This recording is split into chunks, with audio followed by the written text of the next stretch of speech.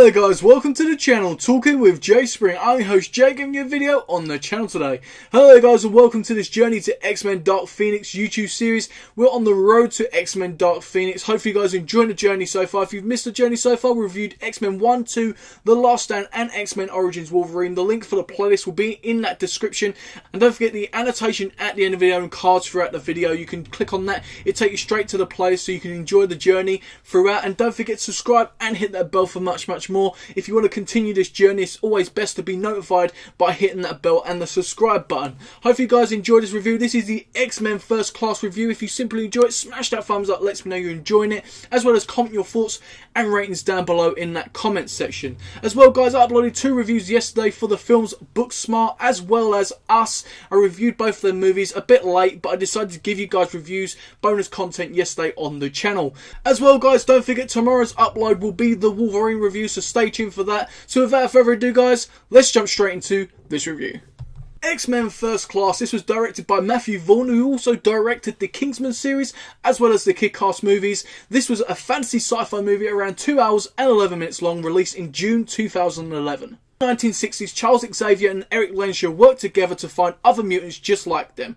Eric's vengeful pursuit for a mutant who ruined his life causes a problem which divides them both. Let's jump straight into the good points. Now the good points about this movie is this movie reminds us of why we loved X-Men 1 and X-Men 2. This brings back the memories and the style and everything in between of what we loved about their movies. I love the improvements when it comes to the technical side of things. When it comes to the editing, the lighting, the cinematography, it makes a big and drastic improvement. The storyline is excellent. We understand what's at stake from the get-go, a loss of a loved one, as well as nuclear war, and obviously the mutants that are dangerous. We understand from the get-go, and it's so enjoyable. The movie felt more realistic and gritty compared to most other superhero movies, which I found more enjoyable as well. This had great direction throughout the movie as well, and I also thought it had an amazing script and dialogue throughout the movie. This had awesome action superhero moments, which we'll always remember and a lot of people will enjoy, as well as some great acting performances from some great actors and actresses playing the superheroes or supervillains in this movie.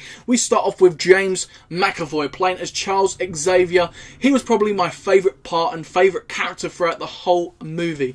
He suits the role perfectly, brings back the youthful side of Charles Xavier, the character, with the powers, which mix very well and gives us a variety in that character, some really good character depth, which we've not seen throughout the X-Men franchise. I really enjoy this guy, and I'm actually going to give a bold statement now by saying I actually prefer James McAvoy as Professor X and Charles Xavier over Patrick Stewart's version, and that is a big bold statement from me. I just absolutely love the actor. Michael Fassbender playing as Magneto and Eric was a masterpiece of casting. Great casting from the people backstage, and the performance from him as well was absolute top notch. The story was a lot about him really, and never we ever felt sad for the character Magneto.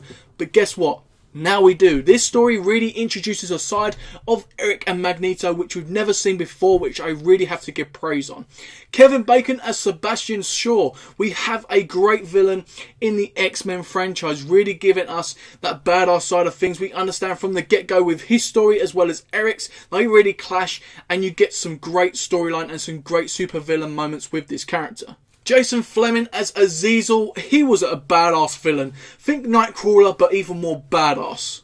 Nicholas Hoult as Hank and the Beast. I wanted to add in, he was a great addition to this movie as well. I'm glad to see this guy getting a lot of opportunities, and I really like him as this character. On to the bad points about the movie. Now the first bad point is a personal one for me, and I'm sure a lot of people would disagree because they love her as an actress. It is Jennifer Lawrence as Mystique. I find her super cringy and super annoying throughout this movie and the rest of the X-Men franchise continuing from this movie. I think it's a great character building from the director and the producers for her character, but I just can't stand her as Mystique. Bring back Rebecca Romijn from the first X-Men movie is what I say. January Jones is another bad actress in this movie, playing as Emma Frost. On the bad side of things, I thought it was a great character, but just bad acting, and I just really didn't like her on the screen at all. So guys, it's rating time. Let's have a look what the critics had to rate this movie. We have Rotten Tomatoes giving it a 86%, IMDb giving it a 7.7 out of 10, and Metacritic giving a 65. My rating for this movie is an 8 out of 10. That makes this movie totally awesome.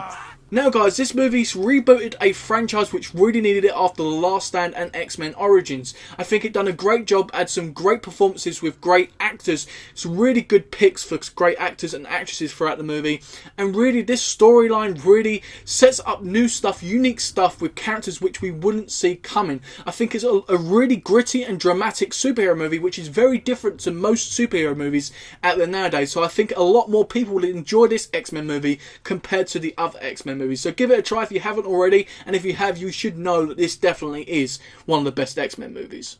So guys, an 8 out of 10 from me. Leave your ratings and thoughts down below in that comment section. Let me know, did you love it? Did you hate it? Don't you know what you think about this movie? Let me know in that comment section. Don't forget to smash the thumbs up if you enjoyed this movie, and also subscribe and hit that bell for much more. Don't forget to stay tuned for tomorrow's The Wolverine review will be up on the channel. You ain't going to want to miss that. And don't forget to check out the other reviews from yesterday, Booksmart and Us, and a bunch of other great stuff on the channel. Don't forget the playlist for the X-Men Dark Phoenix journey will be in the description, link annotation at the end of the video and a card at the beginning of the video. You can go ahead and check that out. It'll take you through the journey from X-Men 1 up until this video. Hopefully you guys are enjoying the journey so far and continue to support the journey. Thank you very much to everybody who's supporting the channel. I've been me, you've been you, and I'll see you next time on Talking with Jay Springer.